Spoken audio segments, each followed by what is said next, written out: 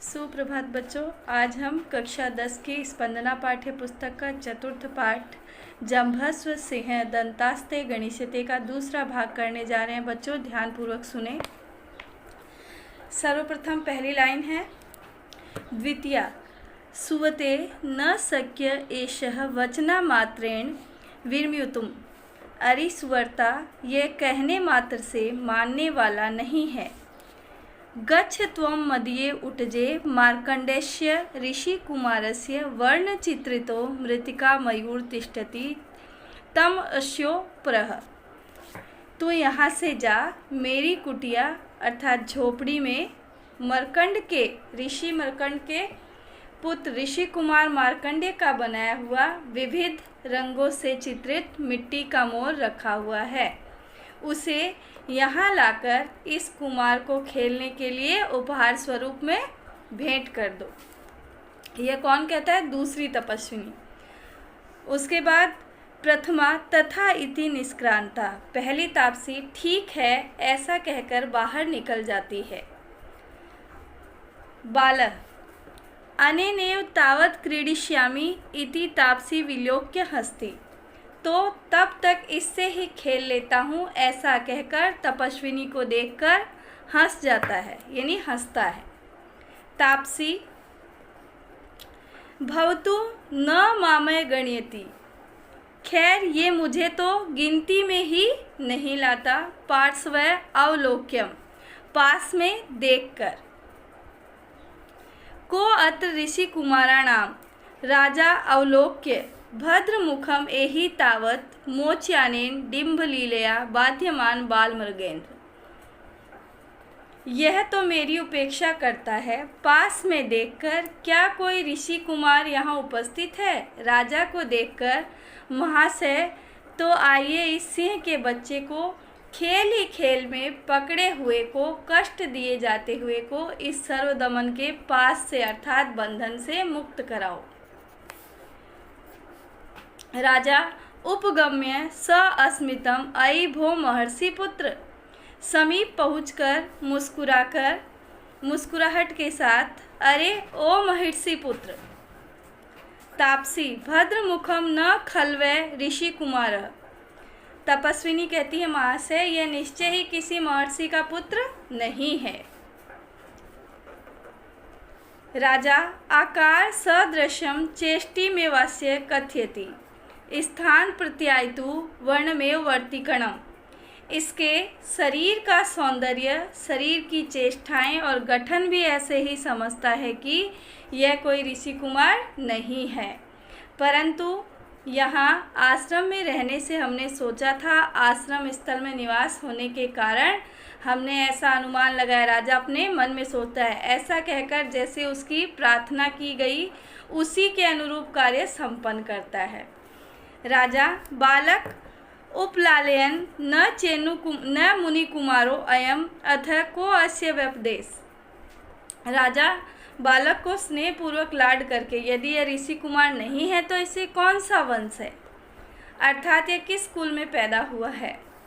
तापसी पुरुवंश, यह पुरुवंश में पैदा हुआ है। राजा आत्मगतम, अपने आप में यानी अपने मन में सोचकर। कथमेव कान्यो मम प्रकाशम न पुनरा आत्मगया मानुषा मासेन विषय, क्या हम दोनों एक ही वंश के हैं खुले में, परंतु यहाँ वन में क्षत्रिय स्वेच्छा से तो आता नहीं, फिर यह कैसे पुरुवंशीय हो गया? राजा स्वयं के मन में सोचता है। तापसी यथा भद्रमुखो भणति अप्सरः संबोधनास्य जनयत्र देव गुरो स्तो तपोवने प्रसूता। तपस्विनी कहती है जैसा आप सज्जन पुरुष कहते हैं सत्य ही है। अप्सरा के संबंध से इसकी माँ ने इसे देवगुरु मारीच के आश्रम में जन्म दिया। राजा अपवार्य, मुंह फेरकर, अन्य को न सुनाकर यानी स्वयं अपने मन में बोलकर। हंत द्वितीय आशाद जन्म प्रकाशम अथ सा तत्र भवती किमाक्षस्य राजर्षि पत्नी। मुंह फेरकर अर्थात अपने मन में ही, अरे यह तो और दूसरी आशा किरण है कि आशा पूरी करने वाला प्रमाण है, तो यह देवी किस राजा की धर्म पत्नी है यह जानना चाहिए। बच्चों, आपको दूसरा पहरा समझ आ चुका होगा। अब हम चलते हैं तीसरे पहरे की तरफ। ध्यानपूर्वक सुने व समझे। कतस्य धर्म दार परित्यागिनो नाम संकीर्त्युम इति चिंतयति। तपस्विनी, धर्म पत्नी का परित्याग करने वाले, उसका नाम बोलने की बात कौन सोचेगा। राजा स्वगतम इयं खलु कथा मामेव लक्षीकरोति यदि तावदस्य शिरोमार्तं नाम पृच्छामि अथवा अनार्य परदार व्यवहार्य प्रविश्य मृणमयूर हस्ता। राजा मन में यह कहानी तो मेरी ओर ही संकेत कर रही है, यदि ऐसी बात है तो इस बालक की माँ का नाम पूछता हूँ, अथवा पराई स्त्री के साथ नाम आदि पूछने का व्यवहार आर्योचित नहीं है। मिट्टी का मोर हाथ में लिए प्रवेश करके। तापसी सर्वदमन शाकुंत लावण्य प्रेक्षस्व। सर्वदमन पक्षी के सौंदर्य, शाकुंत लावण्य का मतलब होता है पक्षी का सौंदर्य। सर्वदमन पक्षी के सौंदर्य शाकुंत लावण्य को देखो, अर्थात सोने के रंग को देखो। बालक सदृष्टि शेक्षम कुत्र वा मम माता। बालक निगाह फेरते हुए, कहाँ है मेरी माता। बालः उभे नाम सादृश्य एन वचितो मात्र वत्सल। दोनों नाम की समानता के कारण बालक धोखा खा गया। उभे नाम सादृश्येन वंचितो मात्र वत्सल, अर्थात दूसरी बेटा इस मिट्टी के मोर की सुंदरता देख ऐसा कहा गया है। राजा आत्मगतम किम वा शाकुंतलेस्य मातुराख्या संति पुनर्नाम ध्येय सादृश्यानि। राजा मन ही मन, अथवा क्या इसकी माँ का नाम शकुंतला है, फिर नाम का सादृश्य अर्थात समानता तो बहुत मिलती है, अपने मन में विचार करता है। बालः मातः रोचते मे एष भद्रमयूर इति क्रीडन कादते। बालक, माँ यह सुंदर मोर मुझे अच्छा लगता है ऐसा कहकर खिलौना ले लेता है। प्रथमा विलोक्य सौदिगम, देखकर उद्विग्न। अहो रक्षा कर कमंडस्य मणिबंधे न दृश्यते। तपस्विनी कहती है, देखकर उद्विग्न यानी विचार में खो जाती है, अरे रक्षा का गंडा तो इसकी कलाई में दिखाई ही नहीं देता। राजा अलमावेगेन नंदीमवश्य सिंह शावक विमदरत्य परिभ्रष्ट इत्यामुच्यति। घबराओ मत, अरे यह इसके सिंह के बच्चे से संघर्ष करने के कारण गिर गया था ऐसा कहकर उठाना चाहता है।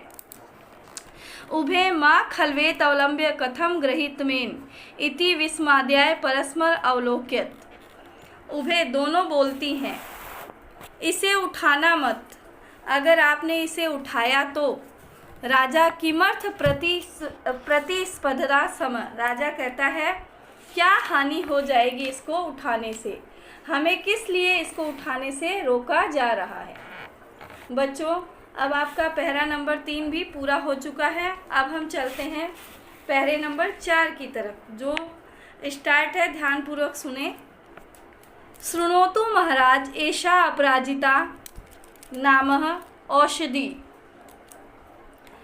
हे महाराज, यह अपराजिता जिसे जीता नहीं जा सकता नाम की औषधि भगवान मारीच ने इसके जात कर्म संस्कार के समय दी थी। वास्तव में इसे माता पिता और स्वयं इसके अलावा दूसरा कोई धरती पर गिरी हुई को उठा नहीं सकता, ले नहीं सकता।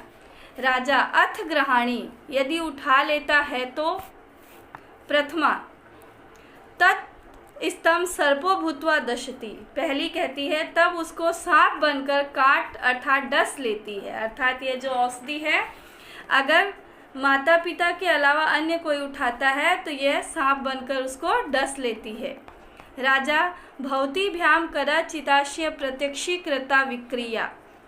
आपने कभी इसके विकार या प्रतिक्रिया को प्रत्यक्ष रूप से देखा है? दोनों। उभे, अनेकशः, अनेक बार। राजा, सहर्षम आत्मगतम कथमिव संपूर्णमपि मे मनोरथम नाभिनंदामि इति बालः परिष्वज्यते। राजा हर्ष के साथ अपने आप में अपने पूरे हुए मनोरथ का अभिनंदन क्यों न करूं, इस प्रकार कहकर वह बालक का आलिंगन करता है, अर्थात गले लगाता है।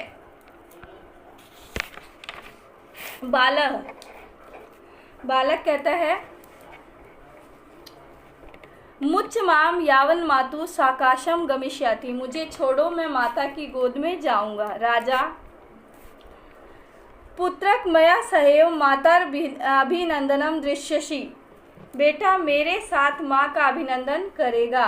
बालः, मम खलु तातो दुष्यंत न त्वम, मेरे पिताजी दुष्यंत है, तुम नहीं। राजा, सस्मितम एषः विवाद एवं प्रत्यायति, मुस्कुराहट के साथ यह विवाद ही विश्वास दिलाता है।